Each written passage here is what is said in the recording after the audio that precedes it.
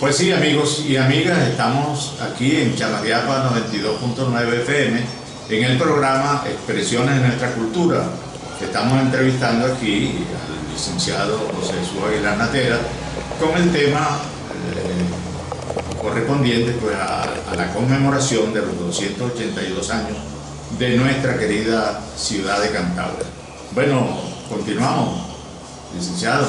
Para mis honores y mi orgullo, yo digo Nuestra Señora de la Candelaria de Chamariapa. La historia siempre hay que fundamentarla, y cuando se fundamenta con los orígenes. Bueno, los orígenes de su nacimiento es Nuestra Señora de la Candelaria de Chamariapa. Se le oye. A pesar de todos los contextos y las opiniones de muchos historiadores de ese momento.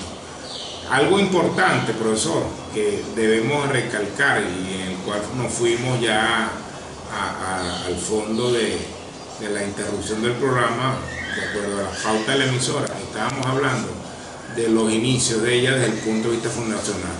En 1820, entre 1810 y 1820, inician o comienzan a llegar familias distintas o vínculos familiares distintos a los orígenes cariñas o caribes, más que todos atraídos por la extensión territorial de la zona y por el mismo hecho de ocuparla como tal. La Real Corona Española, bajo unos procesos jurídicos, ojo, y hay que recalcarlo ahorita, en este sentido, se asignaban predios rurales a familias que bien lo acusaban, pues bajo un proceso muy bien conformado. Tenemos conocimiento fiel y exacto, y tengo documentación que puedo fundamentarla, del primer latifundio que se da aquí en Freite o en los territorios de Chamariapa, que fue el acuse de tierra por parte de José Antonio Freites Guevara, padre de nuestro precursor independentista Pedro María Freites, del sitio de Gran Jazmín. El Gran Jazmín es lo que hoy conocemos desde las inmediaciones del Diezmero hasta parte allá alta de Barranca, de oeste a este, y de norte a sur, desde las montañas baldías de Chupururo y parte de Maulpa hasta las barrancas del río Guanipa, como bien lo dice el documento. Ese título de conformación duró 40 años en jurídicamente conformarse y darse a José Antonio Freites Guevara, para que vean que no es ninguna mantequilla, y vamos a usar este concepto de que muchos dicen no, que los españoles venían al libre albedrío y daban tierra. No, ese era un proceso que se daba por efecto que se llamaba composición, conformación y remate de tierra. Entonces el primer latifundio fue ese. Posteriormente vinieron otros, como fue Santa Rita de Guanipa en 1802, que se dio bajo ese mismo concepto a don Diego Antonio Hernández, quien fue abuelo de nuestro gran precursor también de ese periodo independentista, como fue el gran mariscal de Ayacucho, Antonio José de Sucre. Muchos otros se fueron dando, te puedo dar una lista grande. El sitio de Mara, que se le dio a este mismo concepto a Jerónimo Pérez de Aguilera y Gómez, que venía siendo mi séptimo abuelo, de los cuales por allí nosotros entramos en la historia de este grandioso pueblo.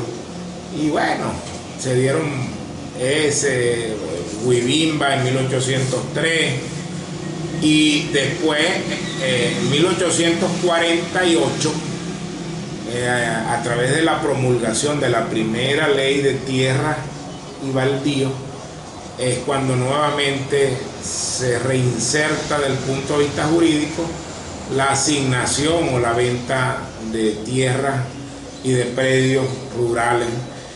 Vale destacar rápidamente, porque el tiempo es importantísimo, con esa ley se dieron en venta muchos predios, como fue la península del Tigre, al general José María Otero y Guerra, abuelo de nuestro gran insigne escritor Miguel Otero Silva, Chupururo, a don José Rosario Pérez Carrera. Tenemos la Yegüera, que es lo que conocemos hoy como parte de Maremare, la Ceibita, toda esa zona, a don Hilario Hernández.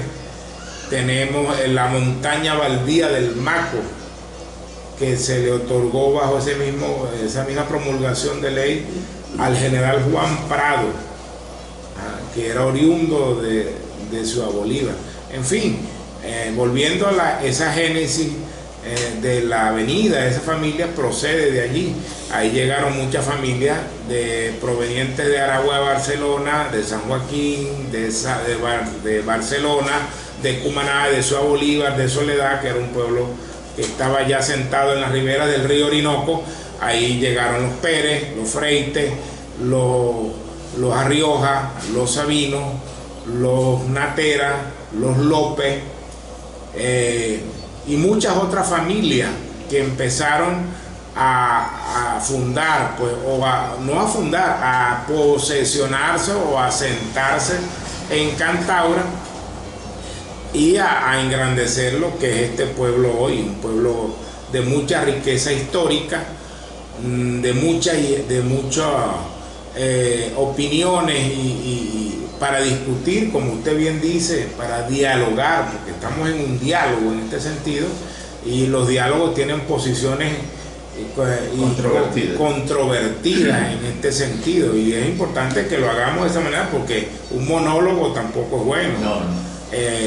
Bueno, profesor, quedo en sus manos para otro tipo de preguntas. Sí, estoy escuchándole la distribución de esa tierra, y eso se debió, según he leído yo por allí, se debió a que esa gente peleó en la guerra de independencia y en otras guerras, ¿no? Y entonces le pagaban con una extensión de tierra. Bueno, aquí en Cantaura fue muy bucólica, profesor, durante el proceso independentista, y hay que resaltarlo así, no igual Aragua-Barcelona, por ser esa ruta de tráfico continuo entre Cumaná, Barcelona, con los llanos centrales y occidentales. Esa era ruta continua, Aragua, Santa Ana, Onoto, toda esa área era de mucho tráfico. Cantaura estaba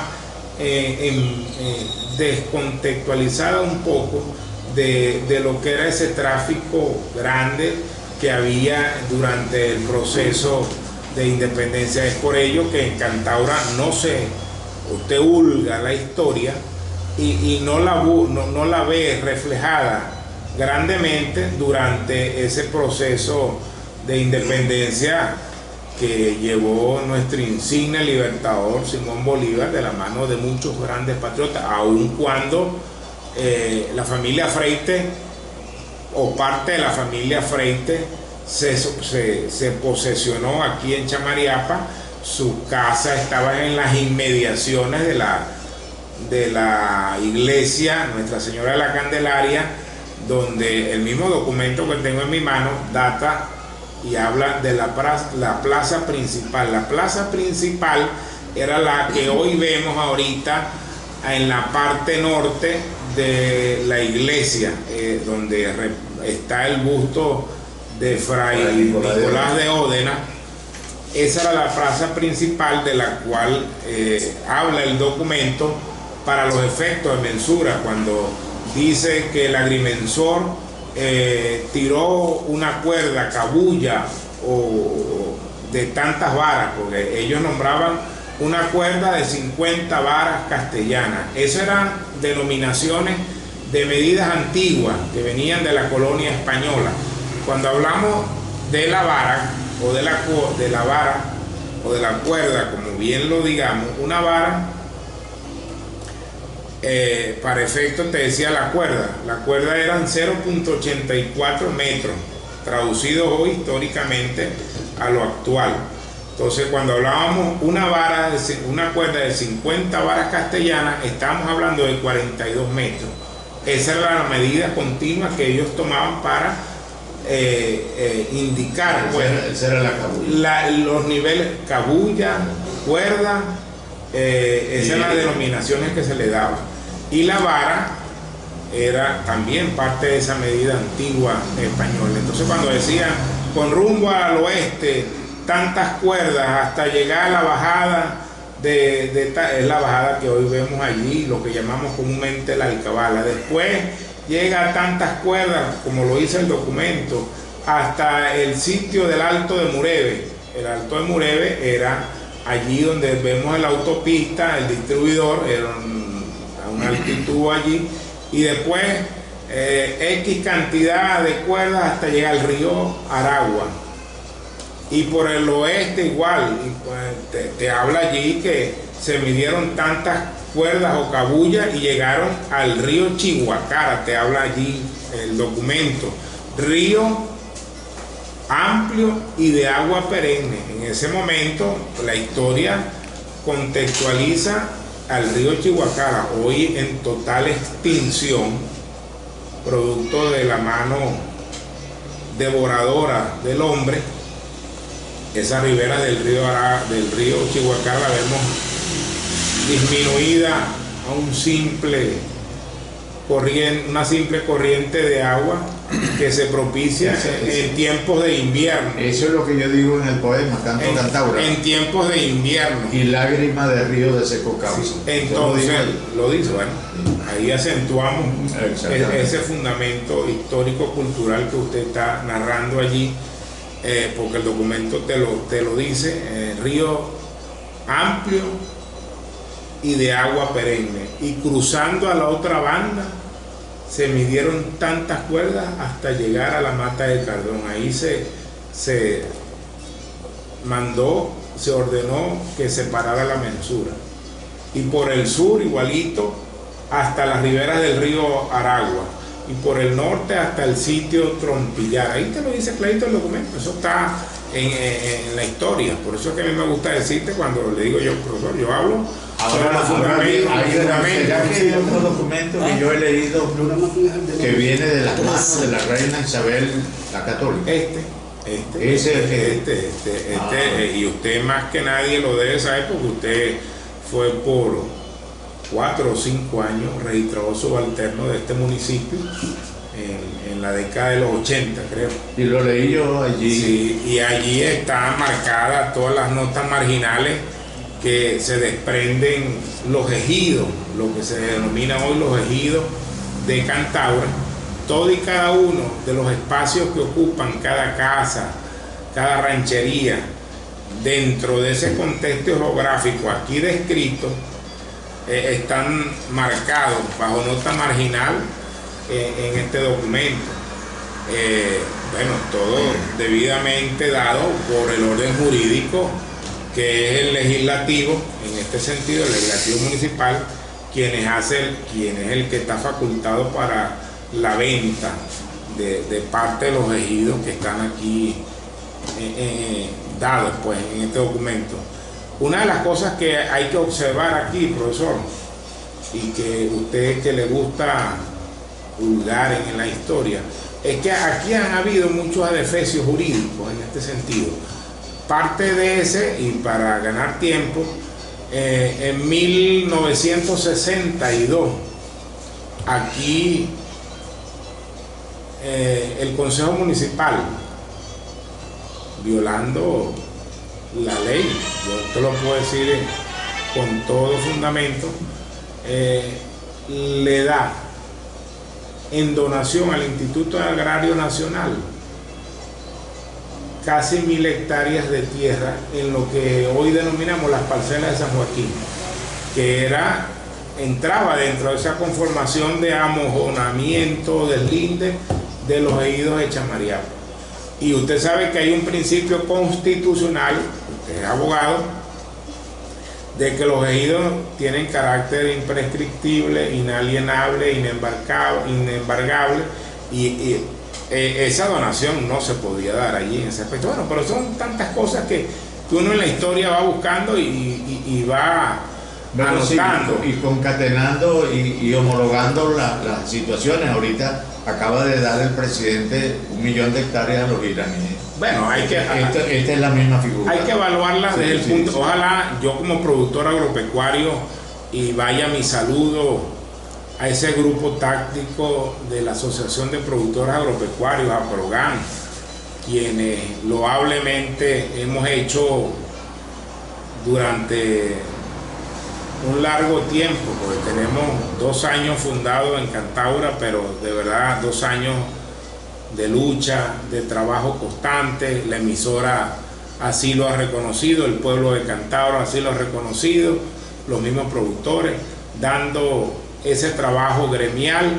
Hoy estamos presentes en el marco de estas festividades en honor al aniversario de nuestra Chamariapa, con nuestra participación en el paseo culto recreacional que lleva su nombre, la Virgen de la Candelaria, organizando la expoferia agropecuaria, o como le denominan, la feria agroturística. Somos ese brazo fundamental allí en la parte agrícola y pecuaria, que están en las adyacencias al paseo, en la área de corrales. Hoy tenemos el western, siempre nosotros marcando muy dignamente y dando lo mejor de nosotros desde el punto de vista organizativo, para poner en alto el nombre de esta bella dama como es Chamariapa o Cantaura, como le queramos decir. A mí me gusta decir Chamariapa porque me siento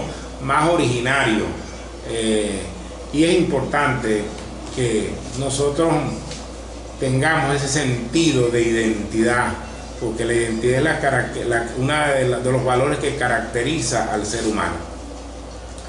Es importante resaltar, profesor, como le venía diciendo, esa llegada de esas múltiples familias que llegaron aquí a Chamariapa, como bien se las nombré, y fueron haciendo historia posteriormente, conjuntamente con las etnias cariñas, que después fueron posesionadas en las márgenes del río Guanipa, Cachama, es la que tenemos allí marcada en la historia y en el mismo documento, porque en 1783, seguido de este documento, también Luis Chávez y Mendoza, como buen oidor del protector de los indios, también le piden de que demarque un sitio para que ellos desarrollen pues lo que es el cultivo y la cría de especies en la zona. Entonces pasan también a la zona del río Guanipa y también fundan lo que es los orígenes de Cachama, allí en ese sentido. Históricamente Cantaura ha tenido fuerza y valor, aun cuando no lo tuvo con personajes durante el periodo independentista, pero sí posteriormente, dentro de ese estudio histórico que le podemos dar, tenemos muchos personajes de mucha relevancia que ocuparon cargos de alto nivel a nivel nacional. Es importante resaltar la presencia de Monseñor Silvestre Guevara y Lira, quien fue arzobispo de Caracas y al mismo tiempo fue presidente del Congreso Nacional de la República de Venezuela, hoy República Bolivariana. Tenemos también importante presencia en la historia de Felipe Guevara Rojas, quien para inicios del siglo XX, 1913, 1914, fue ministro de Educación, de Instrucción Pública y Educación, y así muchos hijos de aquí que han ocupado puestos importantes en el gobierno central. Bueno, y si nos vamos al aspecto de lucha histórica, bueno, mi familia, mi bisabuelo Rosendo Nateras Pérez fue importante desde el punto de vista de la historia, participó y fue pieza fundamental de la mano de Nicolás Rolando durante la Revolución Legalista en 1892. Después fue parte de esa oposición férrea en contra de Juan Vicente Gómez, donde ahorita ser opositor era distinto a lo que anteriormente se citaba o se denominaba oposición durante los gobiernos de dictadura. Ahorita nosotros podemos ser oposición con criterios libres y en libertad. Anteriormente no era así. Tú eras opuesto al gobierno y necesariamente tenías que irte a la clandestinidad o a la guerrilla o a cualquier otro tipo de... Si no lo llevan a la rotunda. Si no ibas a la rotunda. Mi bisabuelo con mi abuelo estuvieron casi 28 años luchando por un principio de libertad en contra de la férrea dictadura de Juan Vicente Gómez. De aquí se salvaron dos. Y lo importante de ellos... Maximiliano Guevara y Armandito Fernández. Sí, mi abuelo estuvo mucho tiempo y mi bisabuelo en la clandestinidad. Don Alejandro Agostini, un personaje digno de recordar, que muchos desconocen en la historia. Formó parte de ese gran equipo. El papá de nuestro amigo Luis Alberto Rodríguez también formó parte de ese equipo de chamariaperos que se opusieron contra la férrea dictadura de Juan Vicente Gómez y lo agarró la clandestinidad, a otros la agarró la rotunda, a otros la guerrilla. Bueno, don Alejandro Agostini estuvo preso en el cuartel San Carlos de Puerto Cabello durante 2 años allí. El Chinguito García, usted lo conoció también tuvo parte de eso. El general Julio Dorlemón, muchas personas importantes que vivían y hacían esencia en Cantaura participaron en esos movimientos de oposición. Y si nos trascendemos un poco más a la historia más contemporánea, tenemos personajes que durante el gobierno o la otra dictadura que vivió Venezuela entre 1952 y 1958, que fue la de Marcos Pérez Jiménez, también fueron opositores. No vale la pena resaltar aquí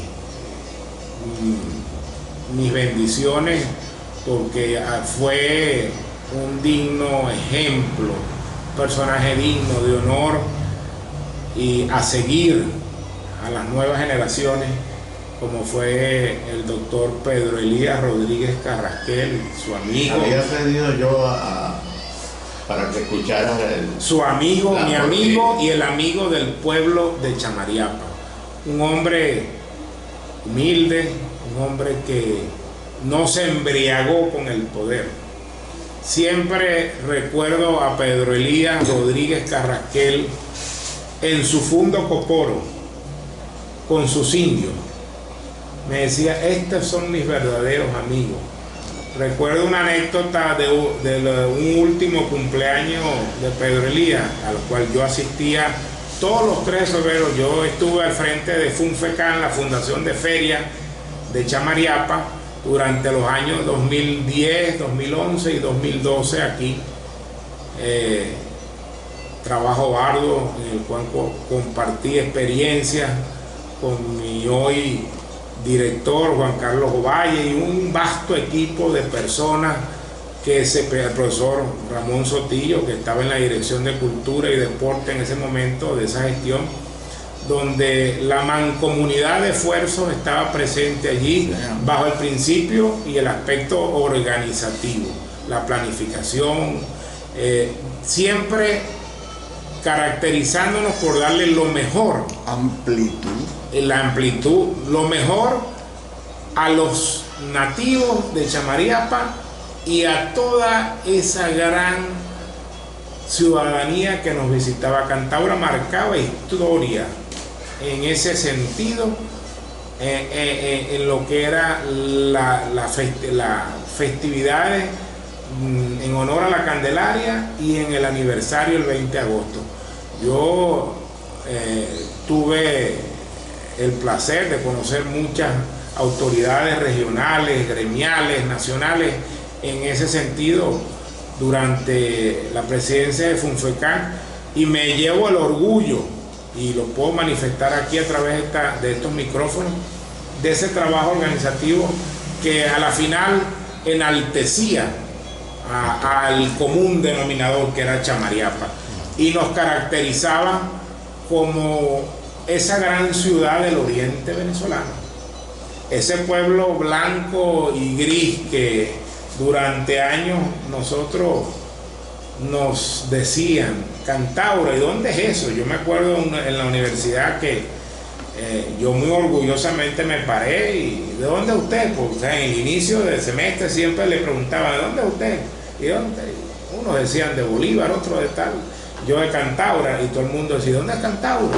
¿Sabes, licenciado, que un día participé yo en el Club de Manaico, que vino el presidente de la compañía petrolera aquí, Luis Justi, y yo participé allí y dije que por qué Cantaura no aparecía cuando hacían una autopista, colocaban todas esas vallas y a Cantaura ni siquiera el nombre allí. Bueno, y los que estaban allí casi me corrieron de la reunión porque estaba hablando de estupideces. ¿Qué le parece? Bueno, ese aspecto reivindicativo nosotros lo rescatamos durante el gobierno del ingeniero Antonio Barreto Sira y de Evelyn, y estoy seguro que la ciudadana alcaldesa Dalinda, preocupada, hija de Cantaura, también seguirá trabajando porque se enaltezca el sentido de identidad de la hoy Cantaura, la antigua Chamariapa. Bueno, hay que ser exactamente las 8:28. Hay que ser muy optimista. Dalinda es una hija de Cantaura y los hijos de Cantaura debemos darle lo mejor a nuestro pueblo, profesor. Indudablemente que tiene que ser así. 8:28 de la mañana, vamos a un corte.